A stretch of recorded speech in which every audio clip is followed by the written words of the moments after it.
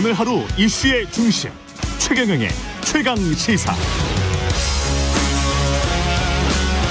네, 어제 박정훈 전 해병대 수사단장에 대한 구속영장 내용이 보도가 됐는데, 영장에 혐의자를 특정하지 말라는 장관의 지시가 있었다는 진술이 담겨져 있습니다. 해병대 부사령관의 진술이 담겨져 있고요. 이 사건 관련해서, 그리고 그 밖에 정치 현안들에 대해서 유승민 전 국민의힘 의원과 이야기 나눠보겠습니다. 안녕하세요. 예, 안녕하십니까. 예, 이게 지금 진상규명이 더 안 되고 더 미궁으로 빠지는 것 같은. 그렇습니다. 예. 예.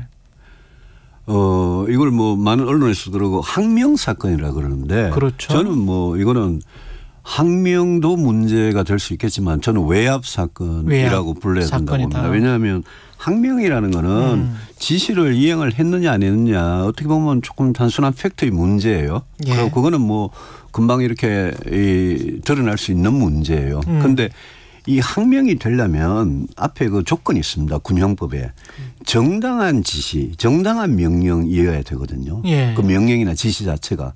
그런데 이번에 박정훈 그 대령 그 수사한 그 부분에 대한 국방부와 대통령실의 여러 가지 의혹들, 그걸 보면 이게 과연 정당했느냐, 지시가.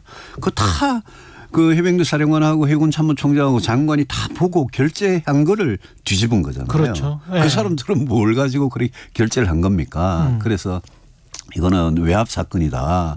여기서 제일 중요한 거는 지시가 정당했느냐, 정당성과 그다음에 외압을 누가 했느냐. 그런데 박정훈 대령의 진술을 보면 VIP가 예. 대통령께서 경로하고 국방부 장관은 전화를 해가 질책을 하고, 이렇게 하면 사단장 누가 해먹느냐고 이렇게 그렇죠. 말씀하셨다는 거 아니에요. 예. 그게 사실이라면 저는 이거는 정말 중대하고 심각한 사건이라고 보는 게, 윤석열 대통령 취임 이후에 구체적으로 불법이, 직권남용이라는 불법이 드러나는 첫 번째 사건이 되는 겁니다. 그렇죠. 어제요. 예. 어제 포항에서, 포항해병 1사단에서 그 고 최수근 상병 49제가 있었어요. 어제.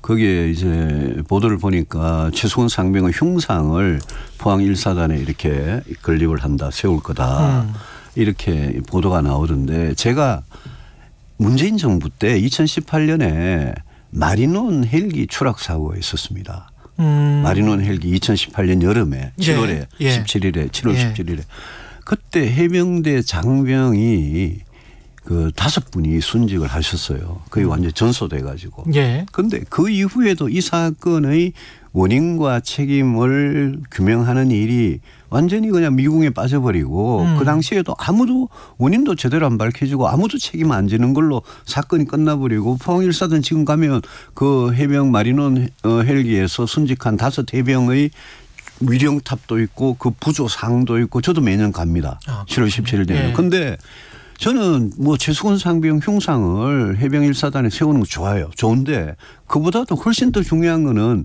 이 진실을 밝혀가지고 진짜 억울하고 그렇죠. 허망한 한 해병의, 젊은 해병의 죽음의 그걸 밝히는 거 아니겠습니까? 그런데 여기에 지금 대통령과 또 국가안보실 2차장, 국방비서관, 국방부 장관, 예. 차관, 법무관리관, 해병대 사령관, 이런 어떻게 보면 핵심, 이 진실을 밝힐 그렇죠. 핵심 증인들이 예. 지금 있지 않습니까? 예. 그래서 저는 이건 정말 제발 우리 대한민국이 정말 진실된 나라냐, 진실이 승리하는 나라냐, 그리고 정의라는 게 진짜 똑바로 이 사건에서, 이 구체적인 이 사건에서 정의라는 게 바로 서는 나라냐, 저는 그걸 좌우하는 정말 중대한 문제라고 생각하고, 저는 이 사건이 초반부터 굉장히 큰 관심을 가지고 계속 제가 할 말이 있으면 하고 있습니다.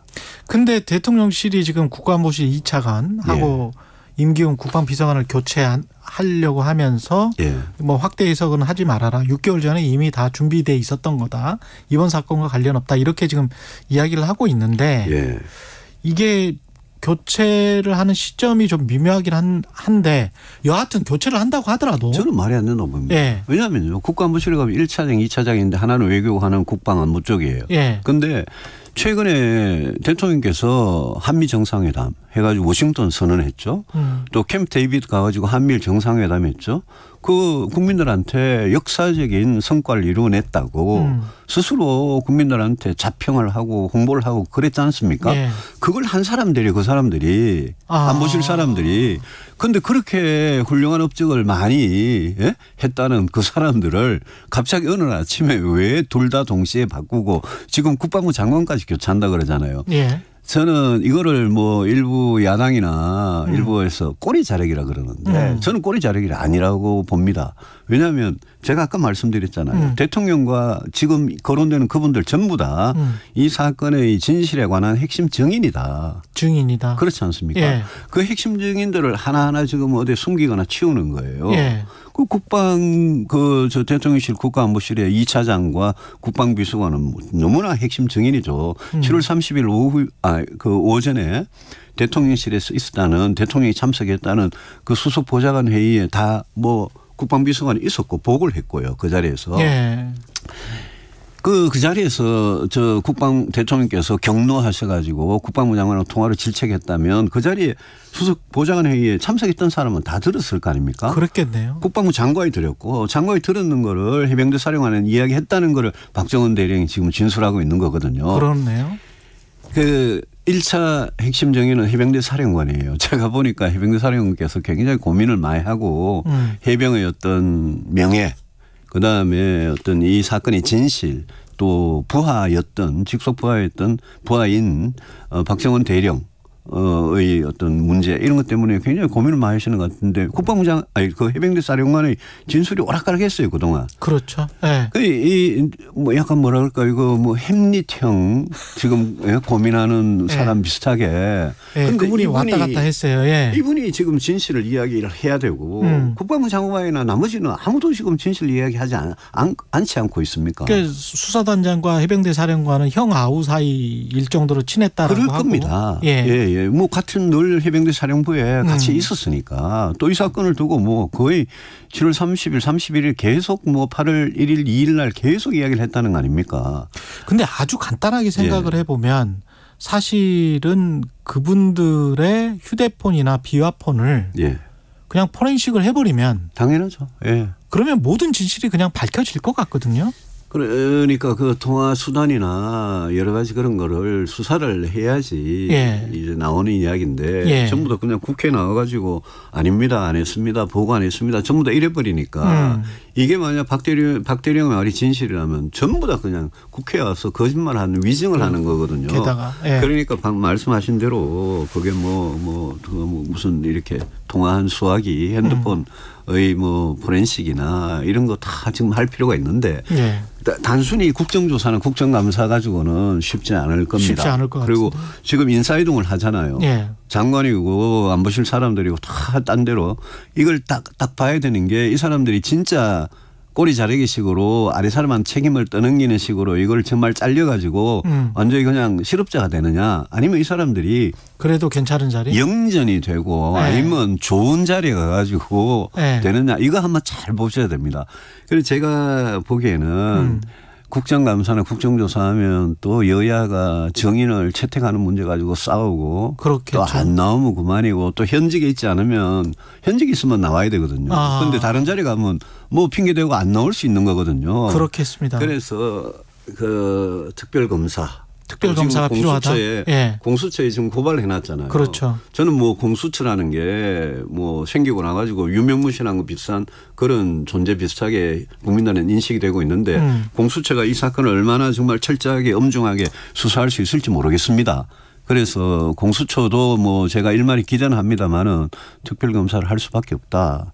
그 이전에요. 정치적으로 저는 대통령께서 이런 문제는 만약 박 대령 말이 진실이라면 대통령도 사람이니까 판단을 순간적으로 잘못할 수 있잖아요. 또 경로까지는 할 수 있어요. 그런데 외압을 행사하면 이거는 불법의 문제거든요. 아까 말씀하신 직권남용. 그렇죠. 그래서 저는 대통령께서 오히려 이 문제를 좀 정치적인 방법으로 뭐라 그럴까요? 결단의 방법으로 항명제 저는 아니라고 보거든요. 그리고 어떤 외압의 진실 이런 부분도 밝혀가지고 그 해병대 1사단장이 진짜 과실치사 혐의가 있으면 넘겨야죠. 그래서 그런 부분에 대해서 좀 풀어줄 수 있는데 지금은 그냥 더 진실을 꽁꽁 묶어가는 은폐하고 조작하는 방향으로 가는 거 아니냐. 네. 그런 의구심이 강하게 드는 거죠. 그 윤석열 대통령이 최근에 이제 이념을 강조하는 네. 행보를 보이고 있는데요. 반국가 세력 척결 이게 그 1년 전이랑 완전히 달라서 많이 다르죠. 당황스럽기는 네. 합니다. 그때는 이념보다는 민생이라고 그랬거든요. 네. 반국가 행위, 반국가 네. 세력 이 말씀을 자꾸 하시잖아요. 네. 우리 법에요. 우리 대한민국 법에 예컨대 이런 게 있어요. 무슨 내란죄, 여적죄. 형법에 군형법에도 반란죄 이런 게 국가보안법에 1조 2조에 보면 반국가 활동 국가의 안전을 위해 해치는 위험에 빠뜨리는 반국가 활동이라고 돼 있고 예. 그 반국가 활동을 하는 조직이나 결성된 단체 같은 게 이제 반국가 단체예요. 그런데 그 국가보안법에 있는 반국가 세력은 그거는 명백한 증거를 가지고 진짜 딱딱 명백한 증거를 가지고 예. 그거는 만약 그런 게 드러나면 그거는 법으로 진짜 엄하게 처단해야 될 문제잖아요. 그런데 예. 전부 다 정치적인 수사로 반국가 세력이다 이러고 자유민주주의를 해치는 반국가 세력이고 공산전체주의란 말을 쓰면서 이러면서 이제 최근에 홍범도 장군 흉상이나 그렇죠. 여러 가지 문제들이 일어나니까 저는 대통령께서 상대를 구체적으로 특정을 안 하고 이런 용어를 쓰시니까 그냥 언론이나 국민들은 해석을 할 수밖에 없는데 결국은 어떻게 보면 반대 세력 지금 민주당 세력을 지칭하는 거 아니겠습니까? 예.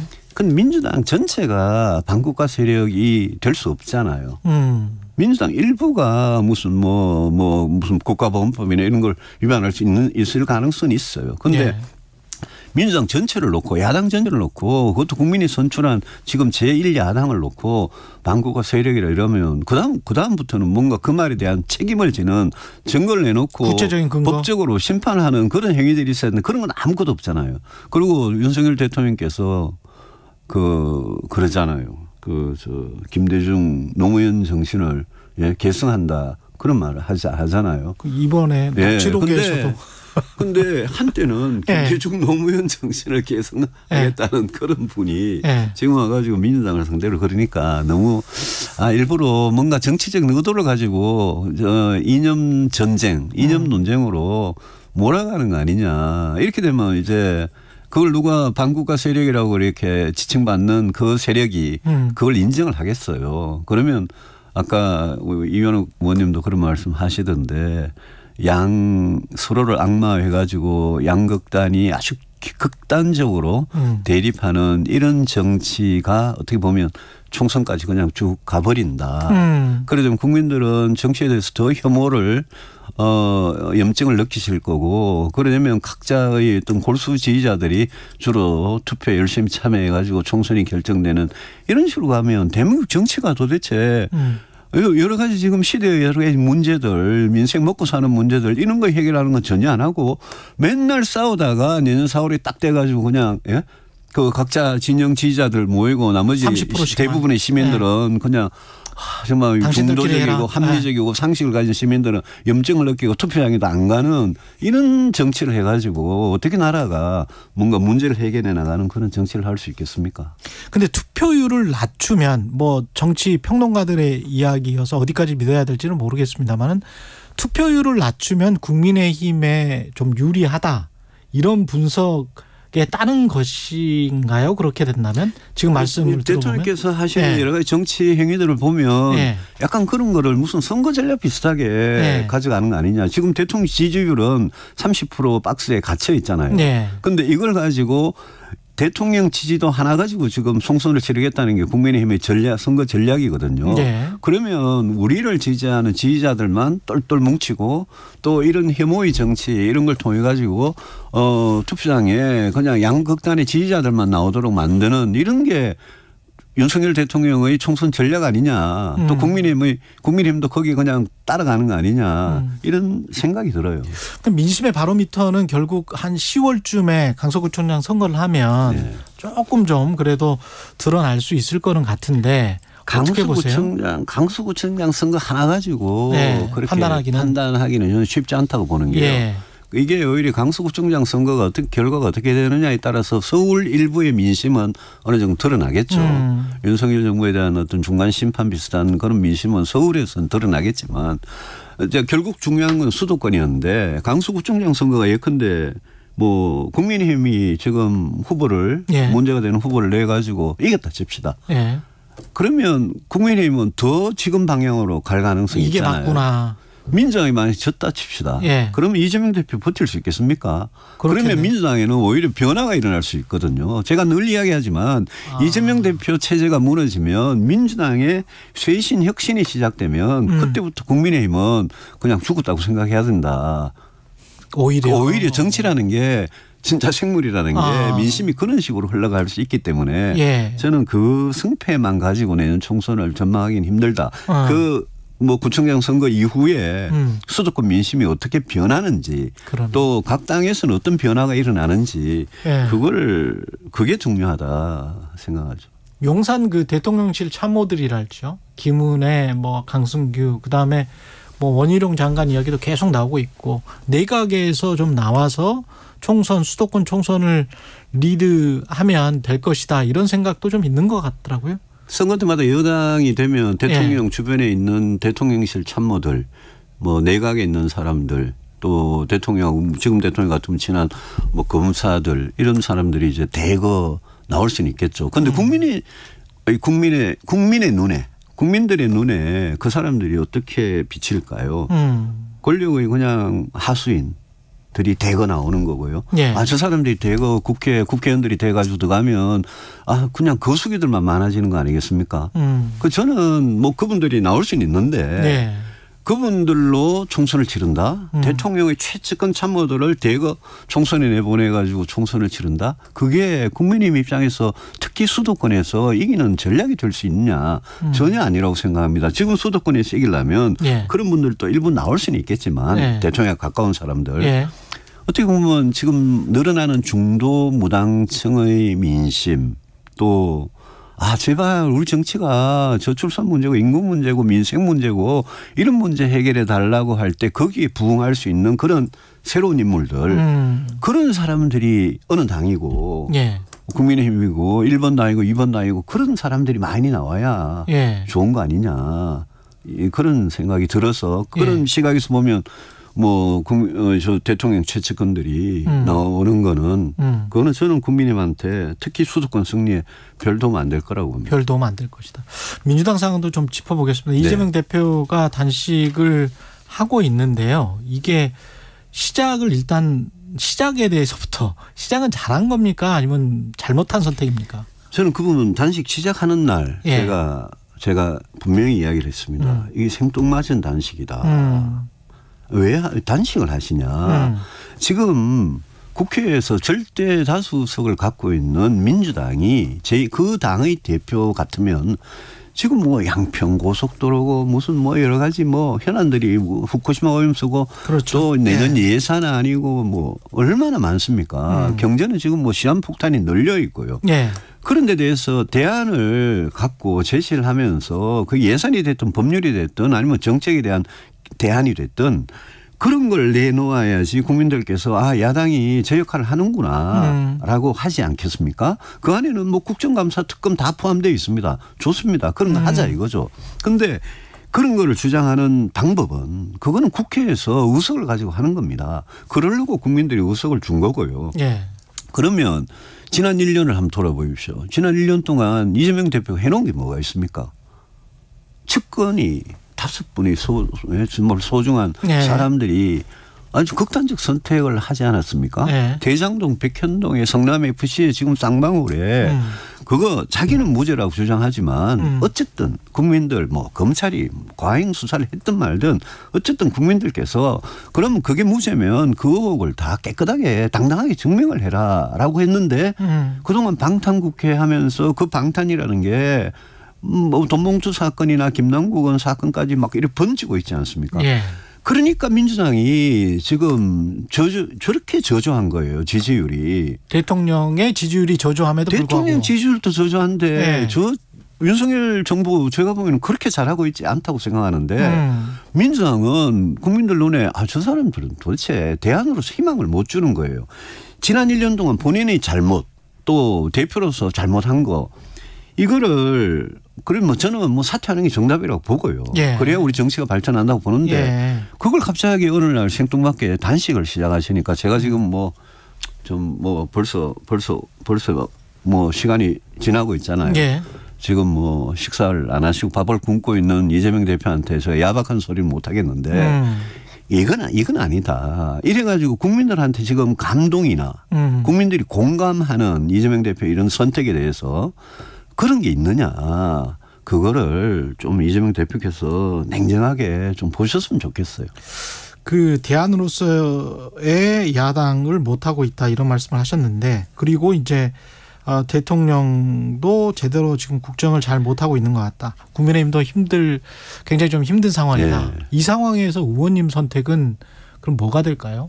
저는 뭐 24년째 정치를 하면서 진짜 뭐 늘 어떤 정치인이든 이렇게 보수든 진보든 정체성을 가지고 하는 거 아니겠습니까? 네. 저는 뭐 제 개혁 보수라는 뚜렷한 정체성을 가지고 오랫동안 정치를 해왔고 저는 국민의힘이 진짜 윤석열 대통령 1인의 어떤 이 뭐라 그럴까요? 거기에 휘둘리지 않는 네. 건전한 개혁적인 그런 보수 세력으로서 국민의힘이 이렇게 우뚝 이렇게 중심을 잡고 바로 서는 게 그게 우리 정치에 굉장히 필요하다. 절실한 문제다라고 생각하고 그런 개혁을 계속 주장해왔기 때문에 예.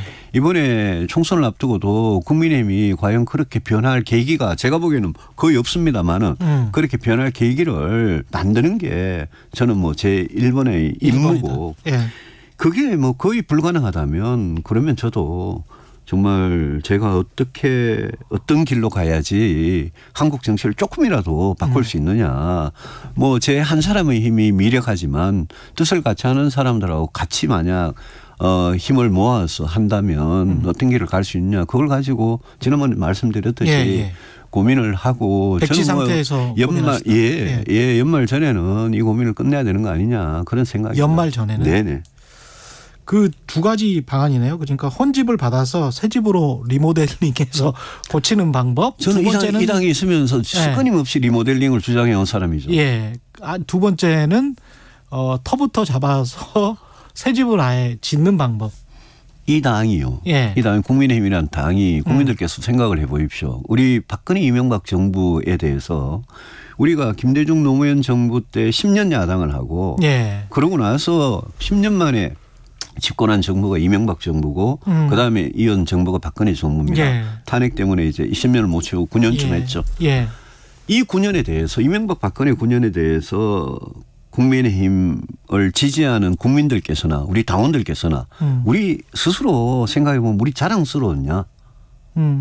그다음에 지금 문재인 정부 5년 때 제가 뭐 신랄하게 비판했습니다. 잘못했죠. 잘못했으니까 정권 교체된 거 아닙니까? 네. 지금 윤석열 정부 정권 잡아가지고 정권 교체해가지고 우리가 문재인 정부 때보다 훨씬 잘하고 있냐. 그 점에 대해서 저는 가슴에 손을 얹고 생각해 보면 예. 그거 쉽지 않은 이야기예요. 지금. 예. 긍정적으로 평가하기가. 그렇군요. 그 홍범도 흉상 네. 논란과 관련해서는 아까 그냥 지나쳐 가지고요. 예. 그것과 관련해서는 어제 어떤 정치평론가는 국민의힘 쪽 정치평론가는 대통령의 우중이 담겨 있다. 김은혜 수석이 그렇게 전화 통화를 했다. 그런 말을 하던데. 그 대통령한테 네. 누가 홍범도 장군 흉상을 철거해야 된다고 누가 인풋을 넣은지 제가 굉장히 궁금하고 네. 그거 정말 잘못된 인풋이라고 생각하는 게 많은 국민들께서 그렇게 생각하시지만 지금 먹고 살기가 힘든데 무슨 홍범도 장군 흉상 철거하는 거 가지고 온 나라가 난리냐. 네. 이미 이 역사에 관한 문제는 저는 분명한 원칙과 기준을 세워야 될 문제라고 생각하는 게 그 원칙과 기준은 결국은 1945년의 해방, 1948년의 대한민국 정부 수립, 1950년부터 53년까지의 한국 전쟁, 6.25 전쟁, 이 8년간의 진짜 격동기 아니었습니까? 역사에. 그 격동기를 가지고 저는 원칙과 기준을 세우는데 홍범도 장군 같은 경우에는 독립운동을 독립전쟁을 했지 않습니까? 예, 하셨던 독립영웅이고 예. 43년에 돌아가셨으니까 43년에 돌아가셨어요. 대한민국 정부의 수립과 한국전쟁과 전혀 관계없어요. 없어요. 예. 그러니까 이거는 우리가 국민적으로도 이미 어느 정도 인정이 된 부분이거든요. 예. 그래서 제가 민주당도 조금 한심하게 생각하는 게 정율성 공원 있잖아요. 광주에. 예. 그다음에 문재인 정부 때 김원봉이라는 사람을 예? 독립영웅으로 만들려고 그러다가 실패했잖아요. 근데 민주당도 선을 끌 때는 끊어줘야 돼요. 이 45년과 53년 사이의 문제를 가지고 원칙을 세우면 여야 전부 다 홍범도 장군은 독립영웅으로 인정하자. 그다음에 김원봉이나 네. 정율성은 안 되는 거다. 왜? 네. 전쟁에도 북한 정권 수립에도 참여했던 사람들이고 전쟁에도 책임 있는 사람들 아닙니까? 그걸 어떻게 대한민국 정부가 인정을 합니까? 그 민주당도 명분을 가지고 나오면 오히려 민주당도 말의 어떤 그 권위가 서는데 그렇죠. 정율성, 김원봉 이야기 나오면 이 사람들 제대로 이야기 못한단 말이에요. 문재인 정부 때 그랬고 지금도 그렇잖아요. 그래서 저는 이 문제는 여야가 역사의 어떤 원칙과 기준에 대해서 합의를 했으면 좋겠고 이런 게 있습니다. 그 합의 안에 홍범도 장군은 이미 들어있는 것 아니냐. 그렇죠. 백선엽 장군 같은 경우에는 일본의 그 만주군에 그걸 했잖아요. 장교를 했잖아요. 박정희 대통령 마찬가지잖아요. 남로당이나 여수 순천 사건 그다음에 그전에 만주 그 사관학교하고 일본 육사를 나와가지고 관동군 장교를 했잖아요. 그러면 그런 부분조차도 국민들께서는 나중에 전쟁 때 백선엽 장군이 한국 전쟁 때 세운 공로나 박정희 대통령이 우리 경제의 어떤 산업화 근대화에 세운 공로나 이런 걸 인정해 가지고 평가를 하셨단 말입니다. 예. 이런 역사의 평가에 대해서 좀 통 크게 보고 우리가 긍정적으로 어느 과가 없는 사람이 어디 있겠습니까? 예. 긍정적으로 평가를 해야 되는데 그걸 이렇게 홍범도 장군을 딱 집어가지고 지금 그러니까 국민들께서 뭐 덕분에 역사 공부는 좀 합니다만은 국민들께서 이걸 뭐 어떻게 생각하시겠습니까? 예.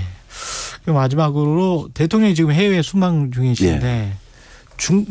중국과의 문제가 지금 해결이 안 돼가지고 뭔가 돌파구는 찾아야 될 것 같고요. 나머지 이슈도 있을 것 같고 외교 쪽에 좀 기조와 관련해서 좀 담아보고 싶습니다. 저는 첫째 지금 인도네시아 필요가 있으니까 가셨겠지만 첫째 지난 1년 넘게 취임 1년 넘게 1년 반 가까이 됐는데 외교를 해외를 너무 많이 가셨어요. 너무 많이 가셨다. 예, 해외 이제 좀 그만 가셨으면 좋겠는 게 뭐 총리 보내든지 외교부 장관 보내든지 좀 그만 가시고 이제는 내정을 하셔야 된다. 내치를 하셔야 된다. 내치가 뭐냐. 결국 제일 중요한 문제가 민생 경제다. 민생 경제 지금 올해 내년에 더 나빠지고 예산안에 대해서도 뭐 예컨대 국가 R&D 예산은 뭐 14% 가까이 깎고 말이죠. 저출산 예산은 뭐 올라가긴 올라가는데 그 정도 가지고 지금 인구 문제 해결될 수 있겠냐. 연금 개혁 어떻게 할 거냐. 교육 노동 개혁 어떻게 할 거냐. 지금 미완의 과제들이 쭉 널려 있는데 내치에 대해서 잠시 그냥 이야기를 하시고 자꾸 외국 나가시는 외교는 중국하고 유승민 전 국민의힘 의원이었습니다. 태풍은 막을 수 없지만 피해는 막을 수 있습니다. 태풍 이렇게 대비하세요. 태풍이 예보되면 기상 상황을 수시로 확인하고 야외 활동은 자제해 주세요.